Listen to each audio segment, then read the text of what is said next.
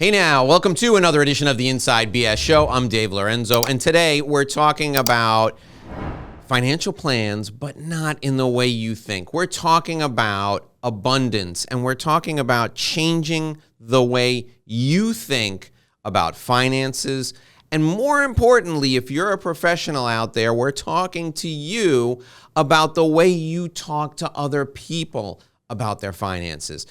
We all have the weight of the world on our shoulders. We have this constant pressure of saving for college, saving for retirement, saving to buy that big house, or saving to take that dream vacation. And it feels like a burden, but it doesn't have to. You're in for a treat today because my guest is Ellen Rogan. She's the Abundance Activist, and she's going to help us think differently about how we approach our finances, how we approach your financial future, and how you talk to other people when it comes to talking about finance. Please join me in welcoming Ellen to the Inside BS Show. Ellen, thanks for joining us. I'm so excited to have this conversation with you. Let's start with the Abundance Activist. Fantastic. And not just for the alliteration. It's fantastic because it really puts me in such a better frame of mind about the way to look at the world. How did you come up with that, and how does it apply to what you do every day? The title, Abundance Activist, actually someone mentioned that to me and I said, oh, I love that. And originally when I started this, the idea was that I'm all about people thinking abundantly versus in scarcity ways, and I wanted to be an activist out there. And then over the years, what I've realized is there's actually ways to activate your own abundance. And so I look at it both ways. All right, so explain to us the difference between having an abundance mindset versus having a mindset of scarcity. How are the two different? And give us maybe a couple of examples. Yeah, so I'll explain that, and I have a visual metaphor I've been playing with lately that seems to be super helpful for people. So scarcity is where most people in the world actually live. And that is fear-based, like really worrying about money, aggressive competition, feeling like there's not enough to go around. It can show up for people when something good happens to someone you know, and instead of being really excited for them, you're a little bit either judgy, like, oh, that shouldn't have happened to them, or maybe envious, like, why didn't that happen to me? And anytime you get anything but excited when you hear something good happening to someone in your life, then you know you're leaning on the scarcity side. The prosperity, abundance side of things is when you realize there's unlimited opportunities out there. There's plenty of business for everyone, that you are excited for good things happening to other people in your lives. And it's really more of a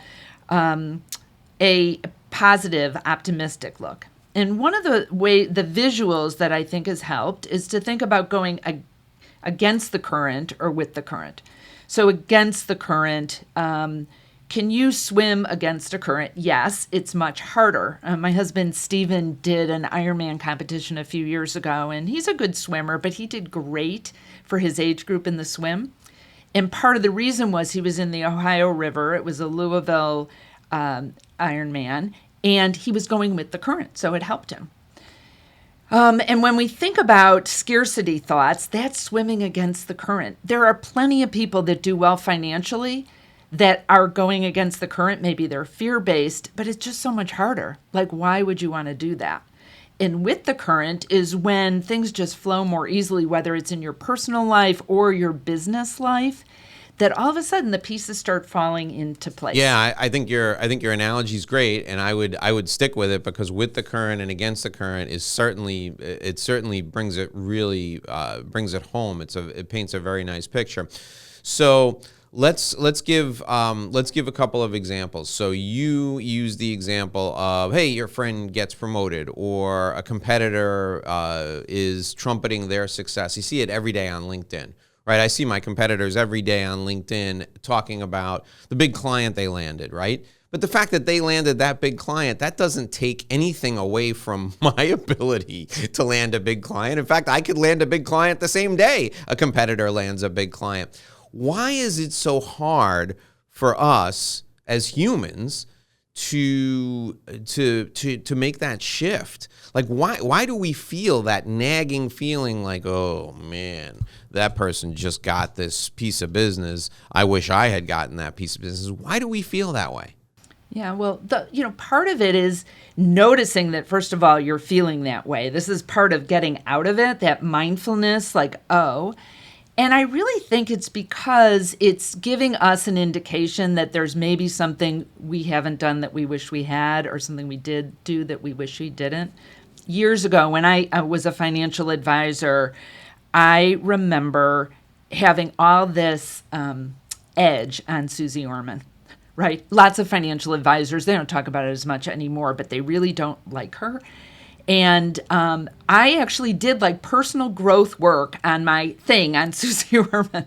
And I realized that my stuff I had up against her was about how I wasn't stepping out in a bigger way, how I wanted to serve more people.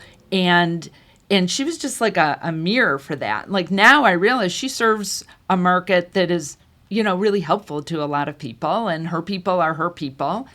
And so I think that happens to us when we're just at some level not feeling good about where we're currently at. Yeah, that's your point about that projection is really well taken, because you see, and the Susie Orman analogy is a good one, because there's a Susie Orman in every industry, and there's somebody at home sitting on the couch who's a better financial advisor, or there's somebody at home sitting on the couch who's a better entrepreneur, and they see the person nowadays on YouTube or even on TV giving advice and guidance, and they're thinking, and that person has 30,000 followers or 300,000 followers or 3 million followers, and they think to themselves, why don't I have that audience?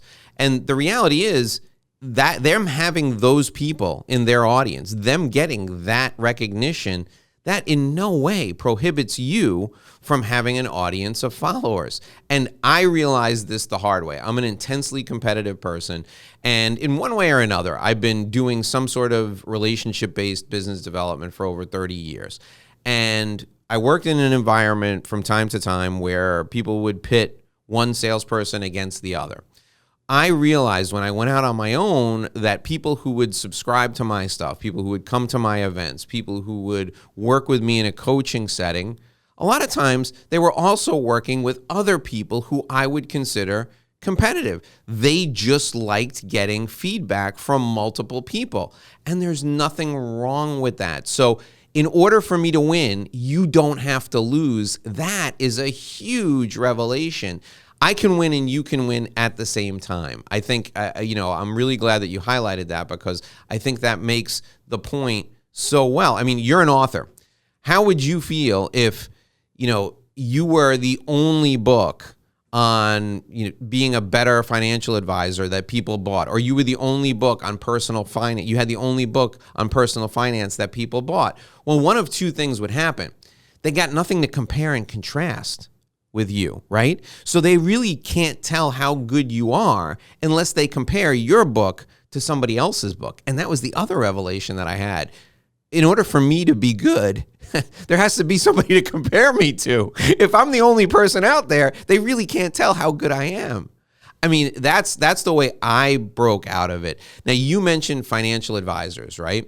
Even in the same office, there can be financial advisors that have that jealousy. What is the best way? What's your advice to those people who are in an office environment? How do you encourage them to be more collaborative because they can all win? What do you do to get them out of that thinking?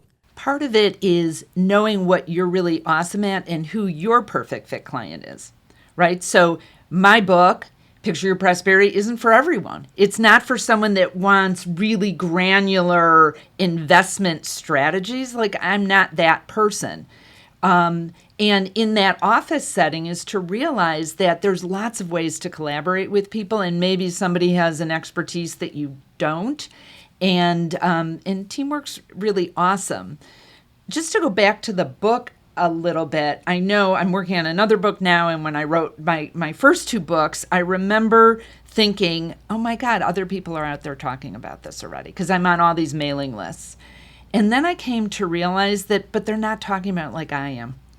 And my voice is going to be different for people. And all the mailing lists I'm on, all the people who are going to read my book are not on the same mailing list. They don't know these people are out there talking about it.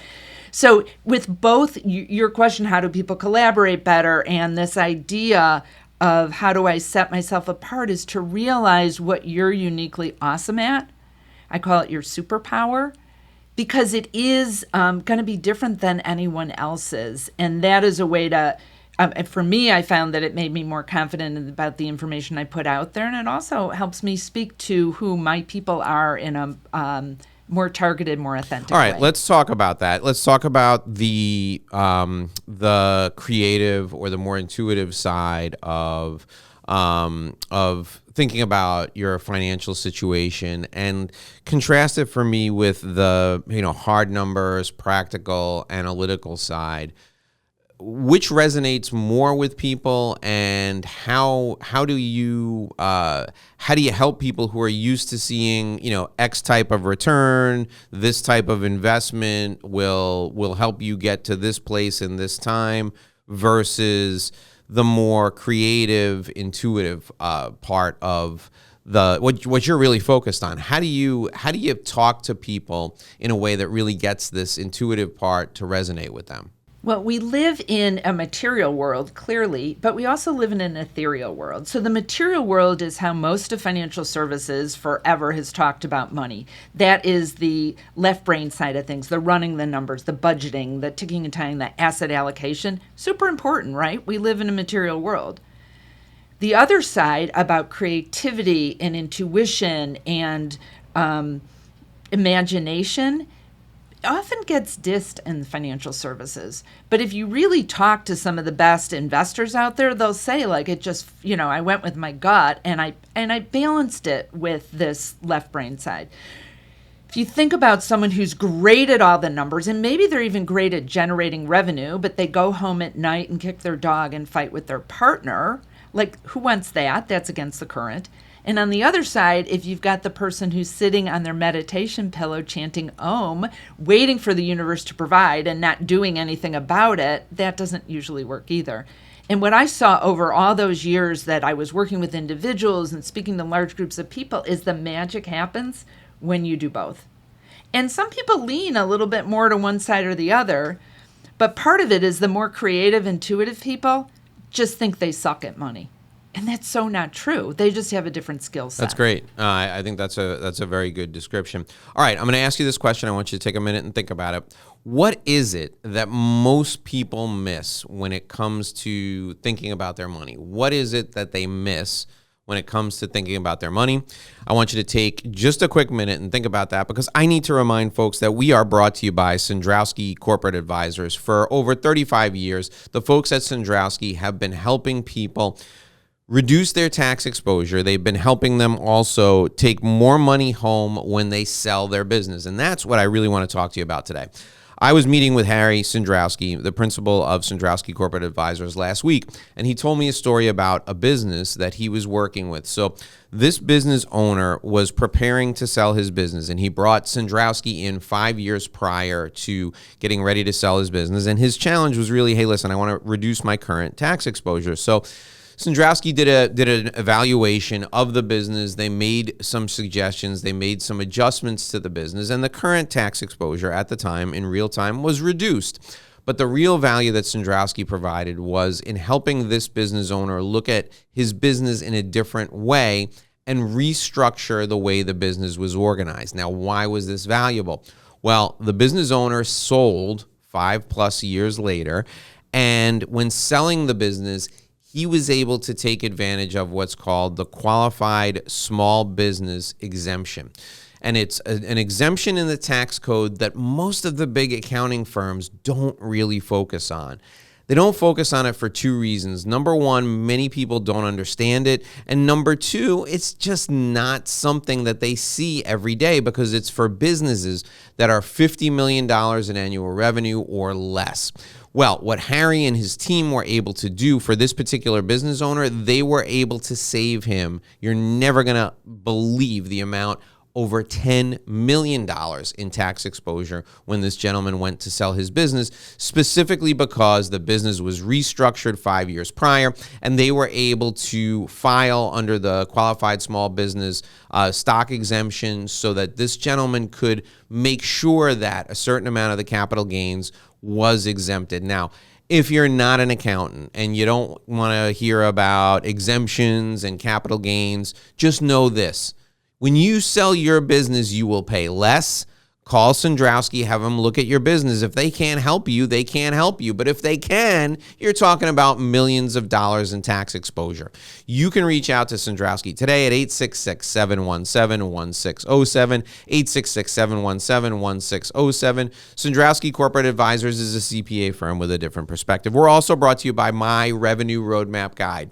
If you want a business development blueprint that works off of relationships. So let's say you're an attorney and you want to grow your book of business. And why do you want to grow your book of business? Well, I work with attorneys all day long that are in big firms and they want to be able to take charge of their career. That doesn't mean that they're going to move from firm to firm, but they want more flexibility. If you want more flexibility, the way to have that is to have a book of business that is based on relationships where you can bring the client with you if you decide to go somewhere else. The Revenue Roadmap Guide will help you. It's the same guide I use with my clients. Go to revenueroadmapguide.com, enter your contact info, download your guide for free today. We are speaking with Ellen Rogan. She's an abundance activist. She's going to help you change your thinking and change your approach to money. If you're a financial advisor, she's going to give you a perspective that will really resonate with your clients. If you want to reach out to her, you can do so by calling 847-716-7792. That's 847-716-7792. All right, Ellen, I asked you a question before we read those spots there. What is it that most people miss when it comes to thinking about their money? Most people start at taking action, which is great. Action's important. Thinking about, okay, how am I going to, what do I need to save? How do I allocate my portfolio? If it's in business, how do I make sure I'm profitable? Clearly important. But they miss the first two steps that I think make everything flow more smoothly and get better results. And the first step is really noticing, what are you thinking about your money or your business? What kind of beliefs are playing in the background that might be putting the parking brake on your success? So what you're thinking. And the second step is having a super clear vision of where you want to go. And jumping right into action doesn't help you get where you're going if you don't actually know where that is. All right. So I love your approach. I want you to help me with this, because I've seen this time and time again in my personal life with members of my family. I've also seen it with some of my clients. People have like a certain set point when it comes to money, and they can't seem to break through that set point, right? You think of yourself as a $100,000 a year person, and every job they get is within 10% of what they think they're worth. Or they have certain habits, right? And they run up their credit cards and then they work for a year and a half, 2 years, and then pay them all down. And then what do? They go and run them all the way back up again, and they work for a year and a half and they pay them all the way down. Is there something? This is not a practical application. There's something in their psyche that causes them to face these barriers or to have these habits. Given your approach, and it's such a positive approach, how would you give advice to somebody that has a set point and they can't break through from an earnings perspective, or they have these habits with their money where they just keep running up their credit? How do you help people break through using your positive messaging? Well, the first step in breaking through those set points or that ceiling is to be aware that you actually have them. We develop our attitudes and beliefs, our subconscious beliefs. Dr. Bruce Lipton, who's a cellular biologist, said from conception to age 7 is when most of them are ingrained. That means all this crap is playing in the background. We don't even know it's there. And especially with money, people think like, oh, if I just knew how to budget, or if I had the right advisor, everything would be better. But if there's disaligned beliefs that are invisible to us playing back here, it doesn't matter what happens. And so part of it is taking them from back here and putting it out here and And sometimes it's just even knowing they're there. So a quick story, I started my financial advisory practice when I was in my late-ish 20s. And at that time, I had all these letters after my name, CPA, CFP, MBA, blah, blah, blah, EIEIO. And I started to get really curious about people's attitudes and beliefs about money, including my own. And I realized that I was operating under this belief that it was my husband's job to make money and that I probably couldn't even do it. And that was only because that's what I saw happen in my family. Not that my mother couldn't have done it, but my dad went off to work. My mom stayed home for most of my childhood. And then when she started to work, it was in things that didn't generate a lot of money. Now, that belief made absolutely no sense for what the reality was in my life, right? I was running my own business, but I know if I hadn't uncovered that and unpacked that belief, I don't think my business would have been as successful, and I'd be able to sell it and then go on to do other things. And so sometimes there's more work that's needed, but sometimes it's just looking at like, that doesn't even make any sense. You know, just because we have a thought or a belief does not mean it's true. Yeah, that's a really great point. And it's something that we all need to keep in mind, that just because you think it doesn't mean that it's accurate thinking, right?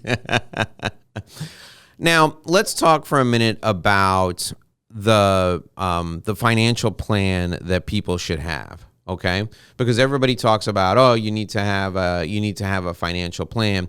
You have an interesting approach to a financial plan. Explain to us what your approach is toward creating a financial plan and how that helps people actually make it so in the long term. I suggest people create a visual financial plan, which I call a prosperity picture, and it is really like, some of you may be familiar with a vision board where you take images of things that are important to you, that you want in the future, and put them somewhere you can see them. It's kind of like that with more structure around it. So you would put things that you want to have happen sooner on the left side, 5 years or less, later, 5 years or more on the right side, things that don't require money on the bottom, and things that require money on the top. And what happens through this process of looking at things visually is that you start to think about goals or things that are important to you that maybe you hadn't thought about before. You know, I'm a certified financial planner, and there's this whole process that the CFP wants you to go through with clients, which is helpful.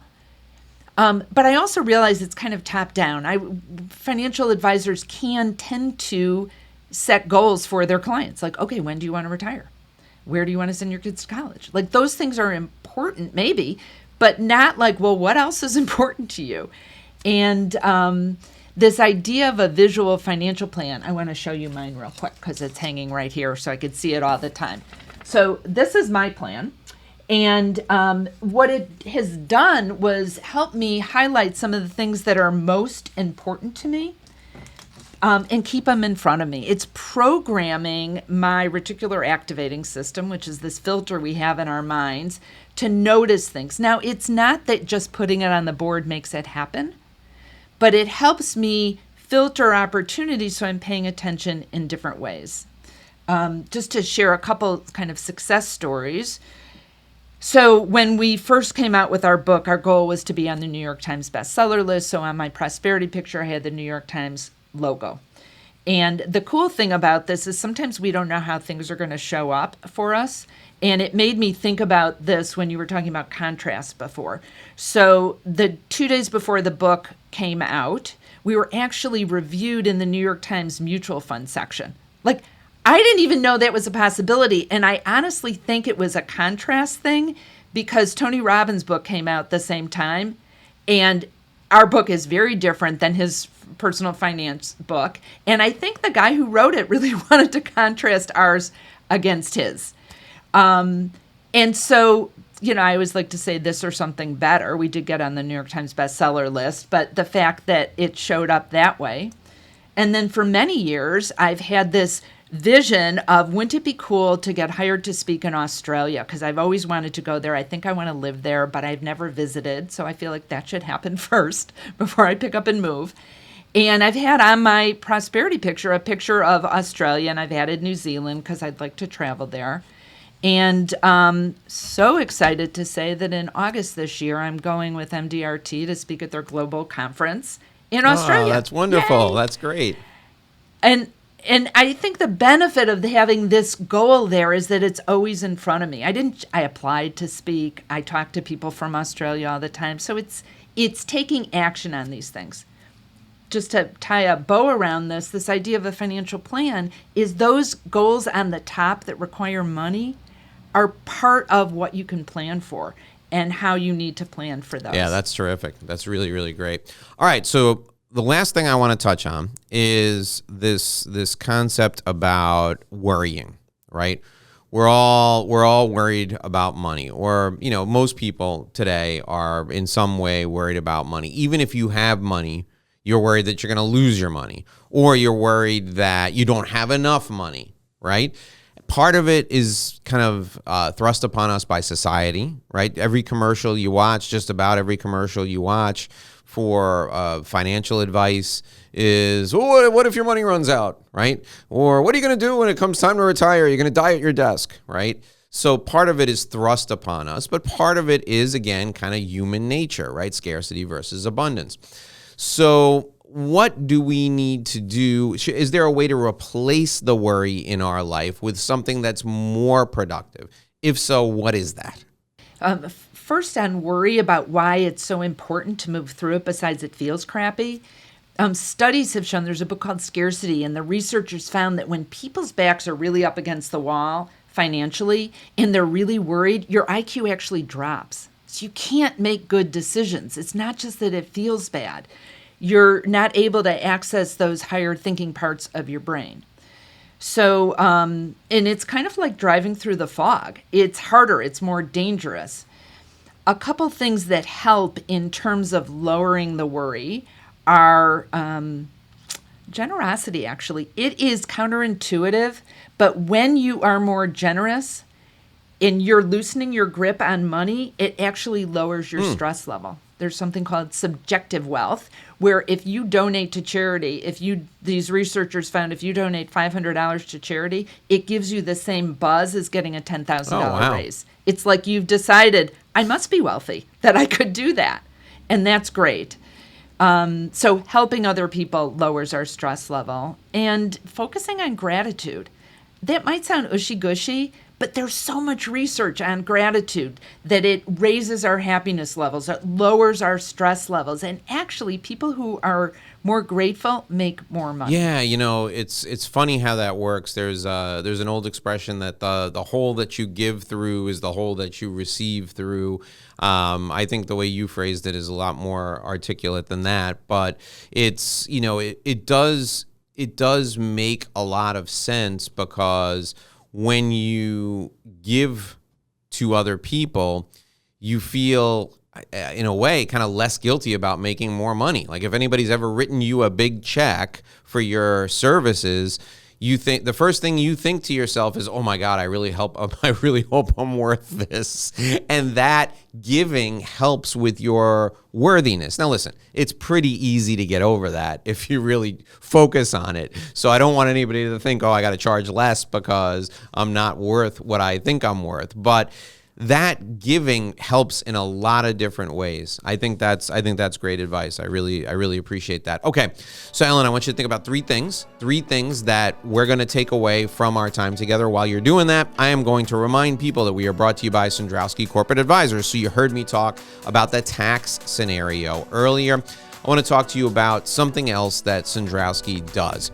I'll give you an example. There was a business that I know that was a medical billing business, and it was worth over $500 million. And the person that owned the business, the gentleman, sold a portion of his business for $100 million. That makes him affluent. That makes him wealthy. He needed some help with how he was going to not only manage that wealth, but also invest that money over time. As you can imagine, people came from out of the woodwork to pitch him on investment ideas. In addition, he was going to sell a second portion of his business down the road. He needed to help determining the timing of that. He needed help determining how much he should get for that. Basically, this newfound wealth created a whole host of other, let's call them challenges for this individual who wasn't used to handling them. Well, one of the things that I counseled him to do, and he approached Sandrowski for this, was he ended up forming what's called a family office. Now, a family office is simply just a company that can manage your assets for you if you're wealthy. You probably need somewhere north of $50 million to $100 million in wealth in order to be able to afford the infrastructure that comes with that. But here's what happens. It really is a vehicle for you to give to charitable organizations, and the family office can vet those charitable organizations for you. It's a way for you to handle the inbound bombardment of pitches that will come with business ideas. You can give those to the family office, and the family office will have a criteria. There'll be people in place that will vet them for you. Now, you don't need to worry about forming a family office, the structure of it. You can call Sandrowski and they can help you with that part. And Sandrowski can even help you with some of the other experts they work with to help with investment guidance, to help with handling some of the charitable contributions. They can help with vetting the charities, because the last thing you want is for this money that you've made to become more of a burden for you. If you're thinking of forming a family office, I want you to reach out to Sandrowski today. Give them a call at 866-717-1607, 866-717-1607. Sandrowski Corporate Advisors is a CPA firm with a different perspective. Also, don't forget, my Revenue Roadmap Guide is my gift to you. It's available for you right now. Go download it. It's relationship-based business development. It'll make your life a lot easier. It'll help you build up your book of business so that you can take control of your future. We're speaking today with Ellen Rogan. She's an abundance activist. She thinks about money differently, and she thinks about the way you advise people about their money a little differently. I want you to give her a call, 847-716-7792, 847-716-7792. You can also pick up a copy of her book. I have the link down in the show notes. Her email is there too, as well as her website. All right, Ellen, what are the 3 things you want folks to take away from our time together today? Number 1, the importance of visualizing. So part of having a prosperity picture is also running through the mental rehearsal of what you want to have happen. Many of you out there may do this with sport things like golf or tennis. It works for business goals as well. So that's 1. 2 is to loosen your grip, be generous. Set up a systematic way of giving. Just like hopefully you're saving on an automatic basis, whether that's in your own 401k plan or other types of savings, set up an automatic giving plan so that you can be out there loosening your grip and sharing what you have. And the last thing is gratitude. I love that idea of really sharing with other people in your life and in your business the difference they've made for you.